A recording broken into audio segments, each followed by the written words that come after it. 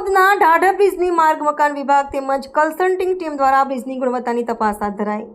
ગત દિવસો પહેલા પાદરા તાલુકાના મુજપુર ગામે મહીસાગર નદી પરનો ગંભીરા બ્રિજ તૂટી પડવાની ઘટના બની હતી અને આ ઘટનાએ સમગ્ર રાજ્યમાં હાહાકાર મચાવ્યો છે અને નિર્દોષ લોકોના જીવ ગુમાવવાનો વારો આવ્યો હતો। ત્યારે આ દુર્ઘટનાના પડઘા માત્ર પાદરા પૂરતા સીમિત નથી રહ્યા। આ ઘટના બનતાની સાથે જ ભરૂચ જિલ્લાના આમોદથી પસાર થતા નેશનલ હાઈવે 64 પરના ઢાઢર બ્રિજ જે જંબુસર સહિત વડોદરા અને સૌરાષ્ટ્રને જોડતો 24 કલાક ઇન્ડસ્ટ્રીયલ મટીરીયલ ભરેલા કમર્શિયલ વાહનો તેમજ પ્રાઇવેટ વાહનોની ધમધમતી રહ્યો હતો।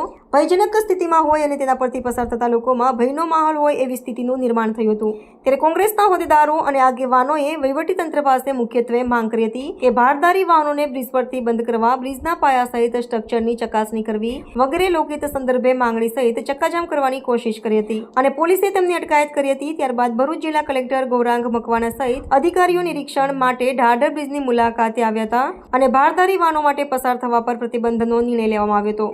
ત્યારબાદ ઘણા દિવસો વીત્યા બાદ પણ કોઈ ભયજનક બ્રિજની તંત્ર તરફથી કોઈ અપડેટ ન જણાતા જંબુસર સ્થિત મકાનના મટીરીયલમાં વપરાતી લાલ ઈંટના ભઠ્ઠા માલિકો તેમજ ટ્રાન્સપોર્ટના માલિકોએ ભરૂચ કલેક્ટરને 40 થી 50 કિલોમીટરનો ફેરાવો સહિત વિવિધ મુદ્દે વહેલી તકે બ્રિજ બાબતે યોગ્ય અપડેટની માંગણી કરી હતી। આમોદ જંબુસરના ધારાસભ્ય દેવકિશોર સ્વામી તો લોકહિતના કાર્ય છેક દિલ્હી સુધી રાષ્ટ્રીય માર્ગ અને પરિવહન મંત્રી નીતિન ગડકરીની મુલાકાત કરી હતી અને લેખિત અને મૌખિક રજૂઆત કરી હતી। ત્યારબાદ બ્રિજ અંદાજિત 1 મહિના ઉપરાંતથી ભારદારી વાહનો માટે બંધ। બ્રિજ પર આજરોજ માર્ગ અને મકાન વિભાગ તેમજ કન્સલ્ટિંગ ટીમ દ્વારા બ્રિજની ગુણવત્તાની તપાસ હાથ ધરાઈ છે અને ડીટી ટેસ્ટ બ્રિજના સ્લેબ માટે કોર લેડલ ટેસ્ટ માટે કાઢવામાં આવ્યા અને બ્રિજના પિલ્લરમાં તેમજ કેપમાંથી કોર લેડલ ક્રેનના મદદથી કાઢવામાં આવે છે। હવે બ્રિજની ક્ષમતા કેવી છે અને સ્ટ્રક્ચર સહિત બ્રિજના સ્લેબની સ્થિતિ કેવી છે તો એના રિપોર્ટની રાહ જોવી પડશે।